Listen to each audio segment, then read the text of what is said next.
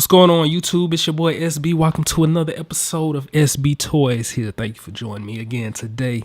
If you've been keeping up with some of my videos on the channel, then you know I currently reviewed the Red and Green Ranger from the new Bandai Power Rangers Legacy Collection. And they came from the first wave. And as you can see today, I have now some of the figures from the second wave. So what you're looking at right now is you're looking at the Bandai Legacy Collection Pink Ranger of the Mighty Morphin series. Spinning around the package. Nice little packaging. It's got the Pink Ranger photo, very secure in the box. On the back here, as it gets around, you'll see a picture of the Build-A-Zord. This is the concept they're going with now. Once you collect all the figures from the Legacy Collection, you can put together the infamous Dino Megazord. There's some of the characters on the back as well. So now what we're about to do, we're going to go ahead and pull her out the box and give a review on her and see how that goes. Now that I got Kimberly in my hand, I must admit some of the joints here feel kind of loose a little bit. As you can see, I can wiggle her around and stuff. So, you know, that's a little drawback to me. I'm not sure how well that's going to work with posing her, how sturdy she's going to be. But that's as far as I know upon first initial inspection. Now, she is a good size figure here. Got a lot of articulation points, which we will get into in a minute. But let's go over some of the accessories she comes with. Like I said, they've started this new Build-A-Figure or Build-A-Megazord thing, just like they do with other figures waves out. So she does come with an arm to the Mastodon, which is part of the Dino Megazord. She also comes with her Ranger Blaster, and of course the pouch, which you just connect to the side of her here. Let's get a quick measurement here. If we measure her, looks like she stands right at, almost at 6.5 inches. A lot of articulation with this figure. Let's start at the head here. She does have a nice left and right turn.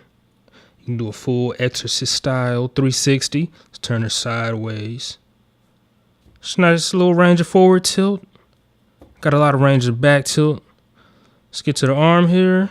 She has a full extension, full 90 degrees, and can even extend up even further. Going forward, full 360 rotation. She does have a swivel here at the bicep, single jointed knee.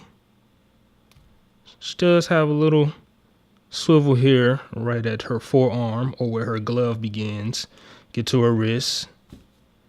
Her wrist is on a pivot. It's on a ball hinge type pivot. So you can angle it down, tilt it up, and you can spin it around. Get to her midsection. She doesn't really have a ab crunch. She more has this bust swivel here, which, as you can see, you can do a lot of range and motion. So turn her sideways. She's got a nice little forward crunch. Extend her back. She has a nice range as well. To the hip, she does have a little bit of hip swivel. You can't do a full 360 turn. You can only turn her side to side. Get to her leg here. Now, of course, she has a skirt in the way, so it may limit her range as far as how far you can pose her near the legs. I believe they're on a ball hinge joint. You see her legs extend out just a little bit. Going forward, it's the same thing, limited range as far as going forward, going back the same way. Get down to her knee here.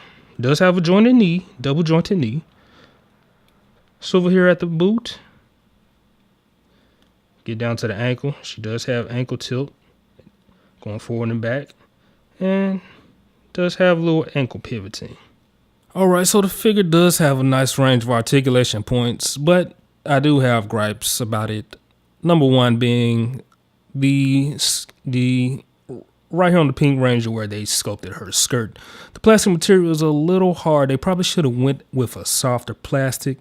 You know, that would have been able to allow you to have more range as far as the leg articulation. So that's one complaint I have. The leg articulation is kind of limited due to the Pink Ranger's skirt interfering. Another thing to be mindful of here, where you can move around the bust, it is real loose, and if you're not careful, you can easily pop that off, which I did when I first pulled it out the box. Now, if that does happen, don't panic. The way they design it, it should just snap back in place easy unless you really aggressively yank it out the place. Then you're going to be in trouble. Also, another thing at the bust, right here when you're doing her back tilt, she has this little gap here in the sculpting, which it looks kind of weird. So if you're posing her in a certain way, you're going to have this weird gap. And this can be a little distracting, like something's about to open up and crawl up to the Pink Ranger's stomach. Now, as far as that, pretty much everything else is pretty good. The sculpting stuff, I have had complaints before in the other videos about some of these sculpting here at the shoulder points. You still have it on the Pink Ranger, but it's not as prominent and not as noticeable. So I can let it slide on that. Now, would I recommend this figure? If you've seen my other Ranger videos on this new Legacy collection, then I pretty much feel the same exact way. I've mentioned before that there are the figure arts version out there, also from Bandai. And if you have those already, you definitely won't lose any sleep passing up on this. Like I said, definitely with this Pink Ranger here. They really didn't do too good as far as thinking about the sculpting and leg articulation. Her midsection here, where she got her bust articulation. It's a little poorly crafted. You can easily snap her in half while trying to pose her.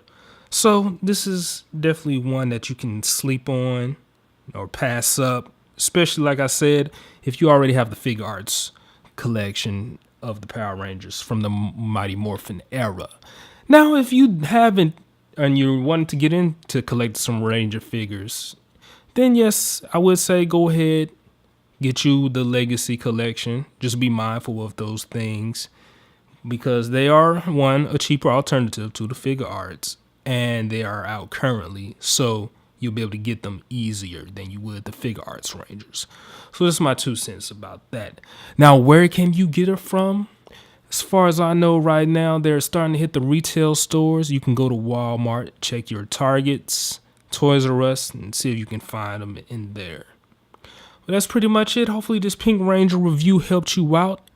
You was able to make a decision. If not, for those of you that may already have her, go ahead and leave a comment. Let me know what you think of the figure.